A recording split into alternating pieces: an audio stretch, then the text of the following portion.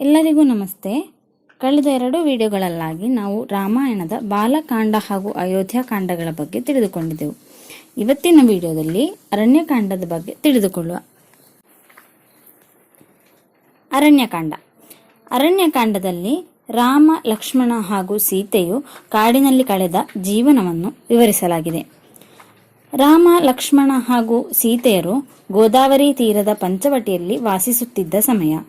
ಒಂದು ದಿನ ಲಂಕೆಯ ರಾಜ ರಾವಣನ ತಂಗಿ ಶೂರ್ಪಣಖಿಯು ರಾಮಾದಿಗಳನ್ನು ಸಮೀಪಿಸಿದಳು. ರಾಮನನ್ನು ಕಂಡೊಡನೆಯೇ ಶೂರ್ಪಣಖಿಯು ರಾಮನಲ್ಲಿ ಅನುರಕ್ತಳಾದಳು. ಕೂಡಲೇ ರಾಮನು ತಾನು ವಿವಾಹಿತನೆಂದು ಲಕ್ಷ್ಮಣನನ್ನು ಮಾತನಾಡಿಸಬೇಕೆಂದು ತಿಳಿಸಿದನು.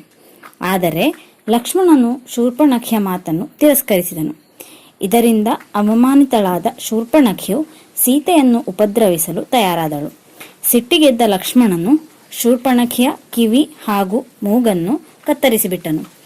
ಪುನಃ ಅವಮಾನಿತಳಾದ ಶೂರ್ಪಣಖಿಯು ತನ್ನ ಅಣ್ಣಂದಿರಾದ ಖರ, ದೂಷಣ ಹಾಗೂ ತ್ರಿಶಿರರನ್ನು ಸಮೀಪಿಸಿ ತನ್ನ ಕಥೆಯನ್ನು ತಿಳಿಸಿದಳು. ಖರನಲ್ಲಿ ತನಗಾದ ಅವಮಾನಕ್ಕೆ ಸೇಡು ತೀರಿಸಿಕೊಳ್ಳಬೇಕೆಂದು ತಿಳಿಸಿದಳು. ಖರನು ತನ್ನ ತಂಗಿಯನ್ನು ಸಂತಸಪಡಿಸಲು ಆಯುಧಗಳೊಂದಿಗೆ 14 ರಾಕ್ಷಸರನ್ನು ರಾಮನನ್ನು ಕೊಲ್ಲಲು ಕಳುಹಿಸಿದನು. 14 ರಾಕ್ಷಸರು ಶೂರ್ಪಣಖಿಯೊಂದಿಗೆ ರಾಮನು ವಾಸವಾಗಿದ್ದ ಆಶ್ರಮವನ್ನು ತಲುಪಿದರು. ರಾಮನ ತಾಕೀತು ನೀಡಿದರೂ ರಾಕ್ಷಸರು ರಾಮನೊಂದಿಗೆ ಯುದ್ಧವನ್ನು ಸಾರಿದರು.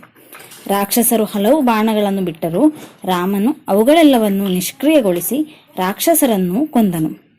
ಇದನ್ನು ನೋಡಿದ ಶೂರ್ಪಣಖಿಯು ಪುನಃ ಅಣ್ಣನ ಬಳಿಗೆ ಧಾವಿಸಿದಳು. ಈಗ ಖರನು ತಾನಾಗಿ ಯುದ್ಧದಲ್ಲಿ ತನ್ನ ನೈಪುಣ್ಯವನ್ನು ರಾಮನಿಗೆ ತೋರಿಸಲು ಹೊರಟನು.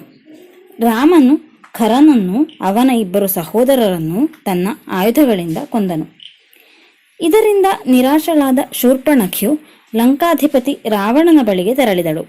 ತಮ್ಮಂದಿರ ಮರಣದ ವಾರ್ತೆಯನ್ನು ಕೇಳಿದ ರಾವಣನು ತನ್ನ ಗೆಳೆಯನಾದ ಮಾರೀಚನ ಸಹಾಯವನ್ನು ಕೋರಿದನು.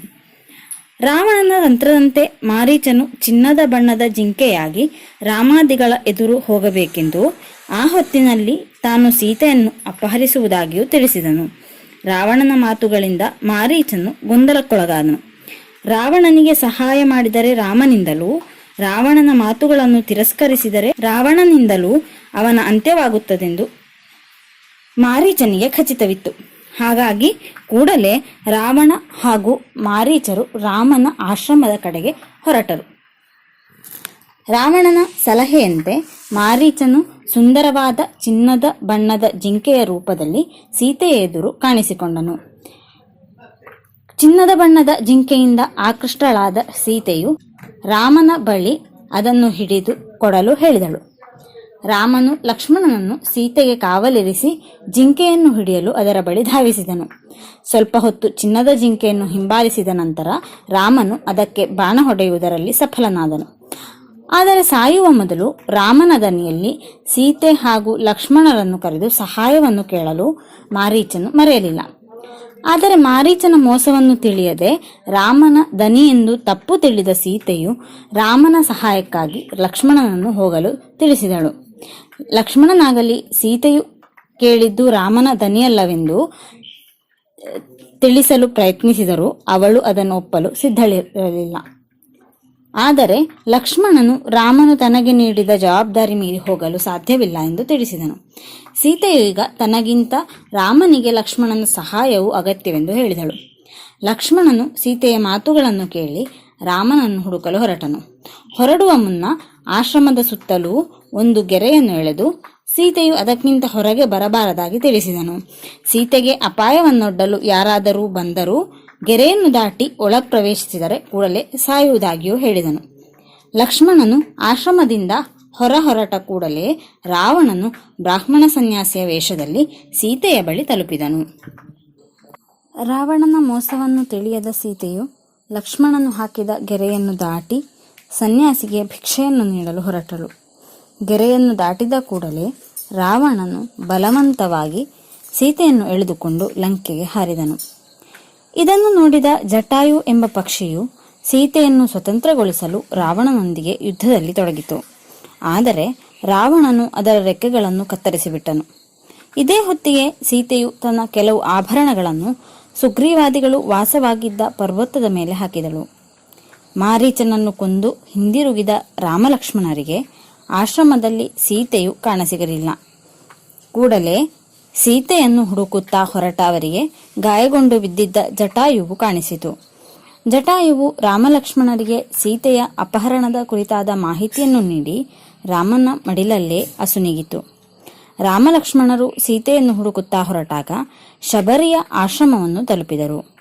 ರಾಮನನ್ನು ಕಂಡ ಸಂತಸದಲ್ಲಿ ಶಬರಿಯು ರಾಮನ ಕಾಲುಗಳನ್ನು ಕಣ್ಣೀರಿನಿಂದ ತೊಳೆದಳು. ಅದೇ ರೀತಿ ಸಿಹಿಯಾದ ಹಣ್ಣುಗಳನ್ನು ಮಾತ್ರ ರಾಮನಿಗೆ ನೀಡಬೇಕೆಂಬ ಆಸೆಯಿಂದ ಶಬರಿಯು ಎಲ್ಲ ಹಣ್ಣುಗಳನ್ನು ರುಚಿಸಿಯೇ ನೀಡುತ್ತಿದ್ದಳು. ರಾಮಲಕ್ಷ್ಮಣರನ್ನು ಸತ್ಕರಿಸಿದ ನಂತರ ಶಬರಿಯು ಸುಗ್ರೀವ, ಹನುಮಂತ ಮುಂತಾದ ವಾನರರು ಇರುವ ಪರ್ವತದ ಕಡೆಗಿನ ದಾರಿಯನ್ನು ತೋರಿಸಿದಳು. ರಾಮಲಕ್ಷ್ಮಣರು ಪಂಪಾ ಸರೋವರದ ಕಡೆಗೆ ತಮ್ಮ ಪ್ರಯಾಣವನ್ನು ಬೆಳೆಸಿದರು.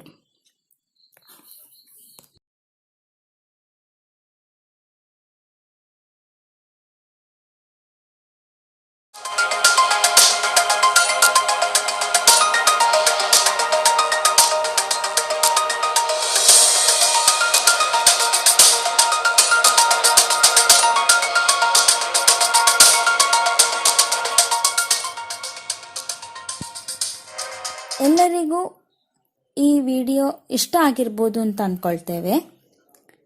ಈ ವಿಡಿಯೋ ನಿಮಗೆ ಇಷ್ಟ ಆಗಿದ್ದಲ್ಲಿ ಲೈಕ್ ಮಾಡಿ, ಹಾಗೆ ಇನ್ನೂ ಹೆಚ್ಚಿನ ಜನರಿಗೆ ತಲುಪಲಿಕ್ಕೆ ಬೇಕಾಗಿ ಶೇರ್ ಮಾಡಿ. ಇದೇ ರೀತಿಯ ವಿಡಿಯೋಸ್ ಅಪ್ಲೋಡ್ ಮಾಡಿದ ಕೂಡಲೇ ನಿಮಗೆ ಸಿಗಲಿಕ್ಕೆ ಬೇಕಾಗಿ ನಮ್ಮ ಚಾನಲನ್ನು ಸಬ್ಸ್ಕ್ರೈಬ್ ಮಾಡಿ, ಹಾಗೂ ಈ ವಿಡಿಯೋಗಳ ಬಗ್ಗೆ ನಿಮ್ಮ ಅನಿಸಿಕೆಗಳನ್ನು ತಪ್ಪದೆ ಕಮೆಂಟ್ ಮೂಲಕ ನಮಗೆ ತಿಳಿಸಿ. ಹಾಗಾದರೆ ಮುಂದಿನ ವಿಡಿಯೋದಲ್ಲಿ ಇನ್ನೊಮ್ಮೆ ಭೇಟಿಯಾಗುವ. ಧನ್ಯವಾದಗಳು.